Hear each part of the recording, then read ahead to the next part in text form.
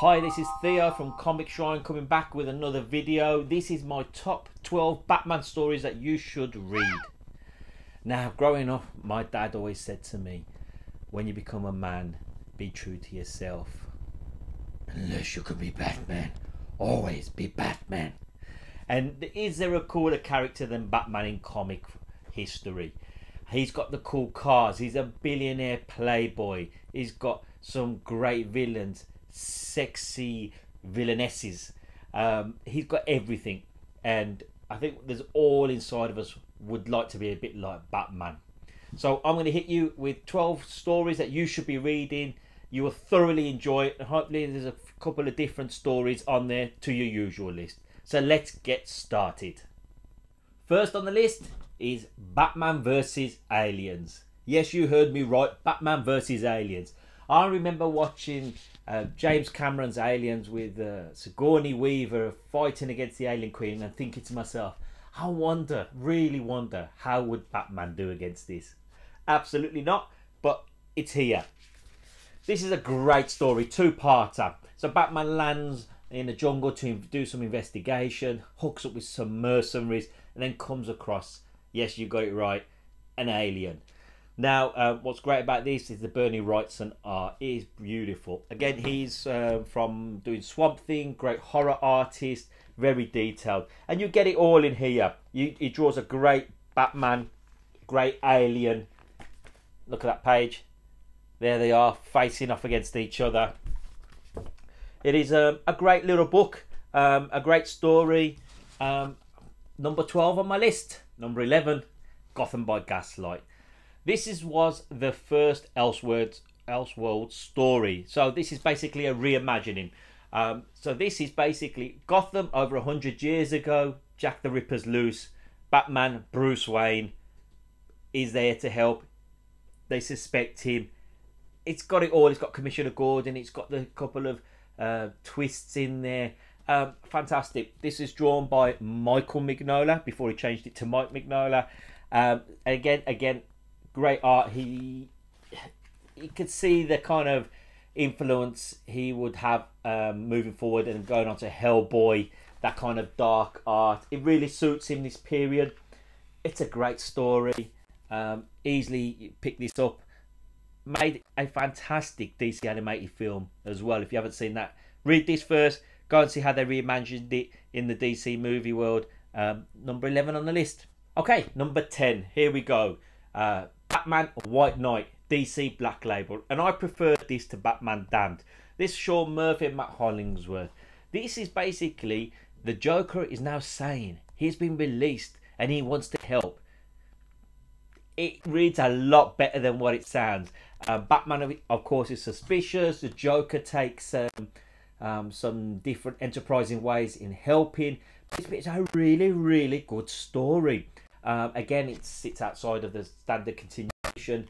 And I really got involved in this. And I was so happy that they've done a sequel. I haven't read it yet. It's coming out in collective format very soon. I will be picking that up and reading. This could really be creeping up higher on the list depending on what the sequels are like. So if you haven't read it, I highly recommend you pick this up. White Knight. Now we're getting to Scott Snyder's New 52 Batman. When he started the run with Court of Owls, City of Owls, I was blown away. So the premises is there was a secret society ruling Gotham pre-Batman for years before, and introduced us to these Talons and the Owls. It was great. I mean, Scott Snyder hit the ground running. Greg Capullo's art was fantastic. My only problem was after about 17, 20 issues, I think after the Death in the Family storyline, it started to lose me. It started to lose its way. It started to change. And I felt Scott Snyder just hit a wall in essence. It was going in places I didn't enjoy. That's why I haven't put Scott Snyder's run really high up the list. It started great, and I don't think it got any better, unfortunately. But if still worth picking up, there's the Absolute of this is out. But if not, just pick up the trade paperbacks. Again, really good story, fantastic, and it's there on the list. Now we get into the juicy part. If you could take all the sexiness in the world, I'm talking Prince sexy, and then bottle it into ink and then throw it onto a comic page, you would get Batman Hush. This is Jim Lee's best work. You could tell the love he has for Batman in this book, and it is fantastic, written by Jeff Loeb.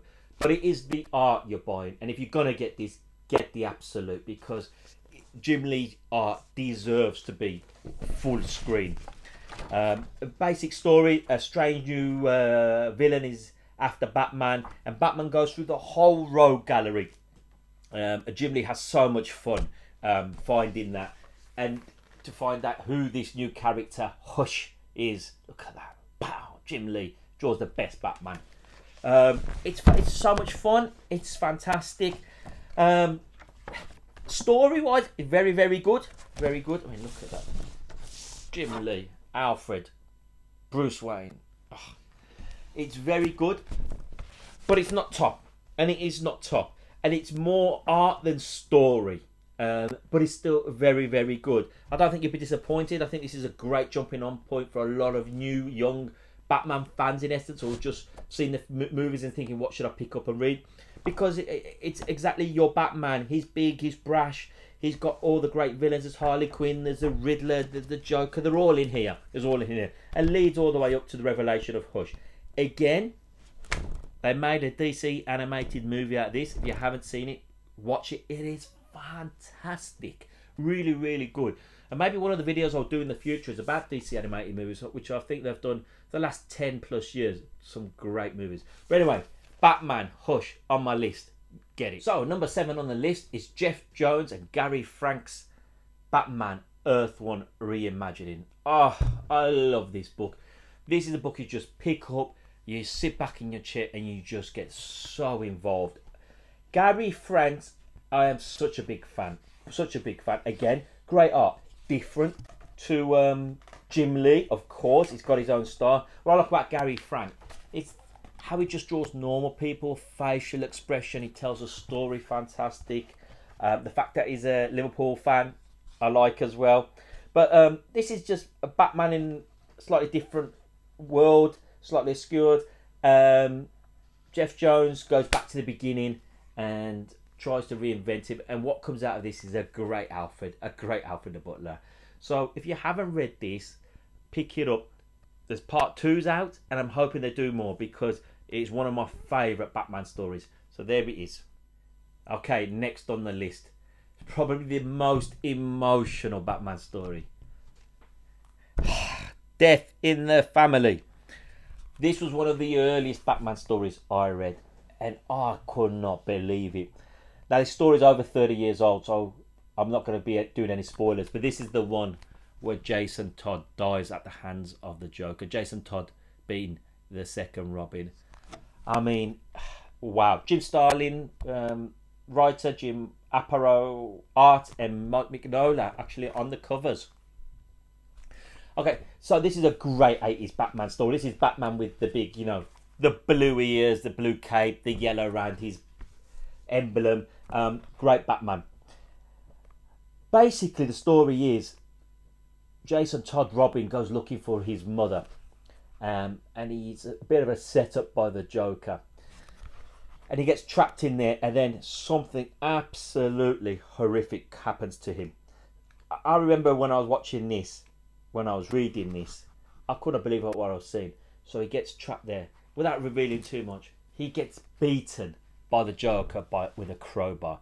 I mean, look at the fear drawn in Robin's face just there. And then the next page, I mean,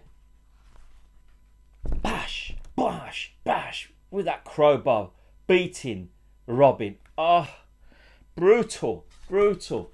I mean, heroes don't die like this. They die heroically, jumping in bullets. They get worlds destroyed, disintegrated by rays, not beaten by a crowbar. I couldn't believe it. I couldn't believe what I was reading. Still has an emotional punch with me at the moment. And then there's Batman seeks revenge, and Superman gets involved. 4-part story. It's fantastic. When they were publishing these, at the end of the issue, once Robin has been beaten, they had a phone number, and it was basically call if you want Robin to survive, or ring this number if you want Robin to die at the end. And people rang in and wanted Robin to die. Did they hate Jason Todd that much? Do we all just want to see badness and see Batman snap? I don't know what it is, but a significant comic. You must read it. You must get it. Death in the Family.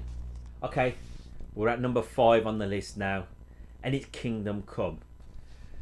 Now, some of you might be thinking, well, that's not specifically a Batman story, and it isn't. If you don't know anything about Kingdom Come, it's set in the future, and the world's become even more violent, and the heroes become more violent. So much that Superman feels he no longer has a place, and he moves and he isolates himself, and the world goes to pot, basically. Alex Ross is what you're buying this for. Alex Ross, photorealistic painted art. It is gorgeous. It is fantastic.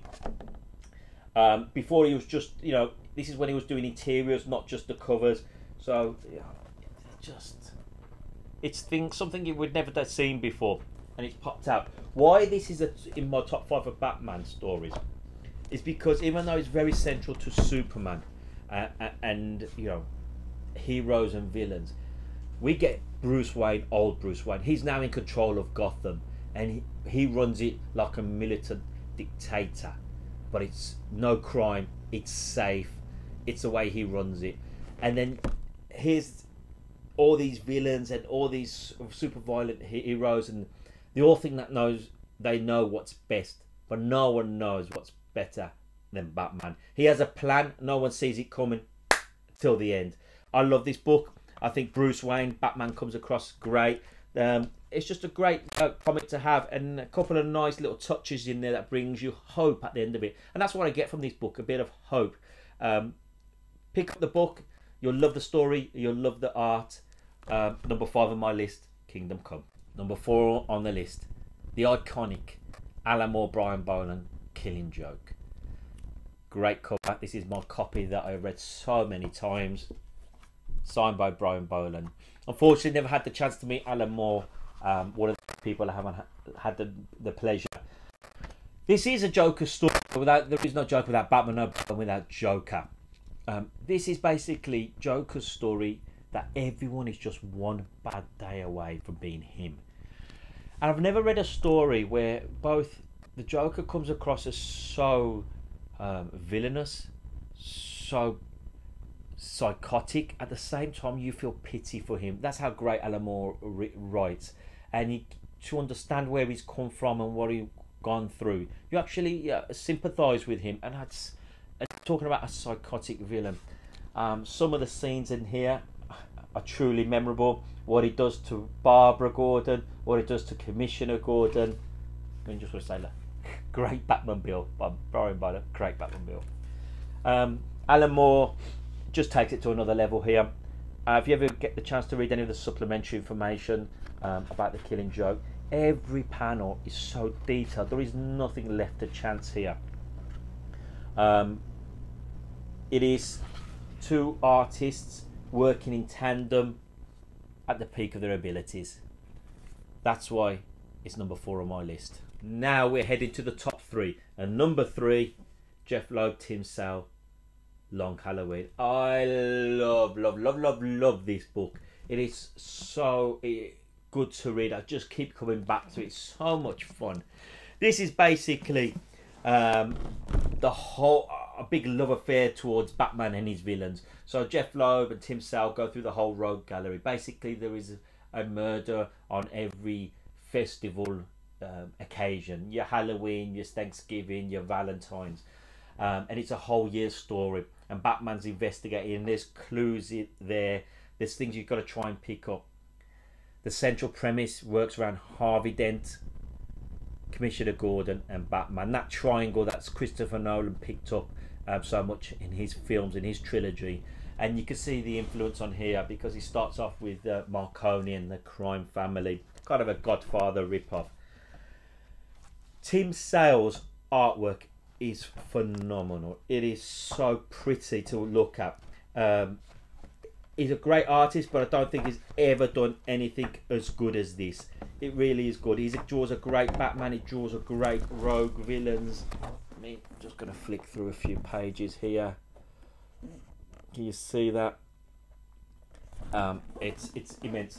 The tone, the colouring, that kind of greyish tone. I did not realise that Tim Sale was actually colourblind, so that's where a lot of that comes from, and not those kind of bright glaring colours that are in your face. If there's one book you want to sit down and spend a couple of hours reading and thoroughly enjoy, it's definitely The Long Halloween. They did a follow-up, The Dark Victory, which was very good but not great, but it's still worth picking up. But The Long Halloween, if you haven't read it, if it's not in your collection, please go and get it. You won't be disappointed. So number 2 on my list, I've gone for Batman Year One. Frank Miller, David Mazzucchelli. What a book. What phenomenal writing, what phenomenal art. These are 2 creators working together, hitting their peak. This is Batman basically at the beginning, before the Batmobile, before the gadgets. This is him just learning his trade, and you find out the reasons why, the desire, the passion he has for what he's doing. Again, it reads like a noir story, very grim, very gritty, but again, a lot of hope, a lot of love, a lot of passion in here. Again, as much as it's a Batman story, it's a Commissioner Gordon story, and about how he adapts to Gotham City. There isn't a bad page, there isn't a bad panel. It's perfect comics. Batman Year One. And finally we reach number 1, and there can only be one. Dark Knight Returns by Frank Miller and Lynn Varley. When this came out in the mid-80s, this smashed it. This revolutionised the comic industry, and that's why it has to be number 1 for me. Frank Miller had been working on Ronin previously, and he's honed this style of art and writing, and he perfected it in this book. It's completely different to anything you would have read before. There's so much going on, a lot of panels. Everything has a reason, everything needs to be there to do something. You know, from the 2 psychiatrists in the background debating left-wing and right-wing politics, and you realise nowadays it's still the same kind of topics being talked about. It's all on the back now of kind of a Reaganomics kind of American politics society. I mean, look at that. Batman. And it covers everything you want it to cover. It's Batman coming out of retirement. Do we need Batman? Is Batman still relevant? What's he got to do in a modern day society? All these are the questions being asked. We have a new Robin. We finally get a solution to Joker, and we have a confrontation with Superman. It's a comic that just keeps giving and giving. The more I read it, the more little things I pick up on it. I do think it's a masterpiece. Some of the best covers of all time, and it's what makes Frank Miller Frank Miller. That's why it's number 1, for everything that it is. So Batman, thank you for giving me years of pleasure, and may continue. Until next time, I really do hope you enjoyed that list. If you have any suggestions of anything else you want me to cover, then please feel free to leave any comments. And any other YouTube channels or Facebook groups, if you want to leave your links in my comments, and please do. I love the hobby that we're in, and I'm more than happy to spread the love. All the best.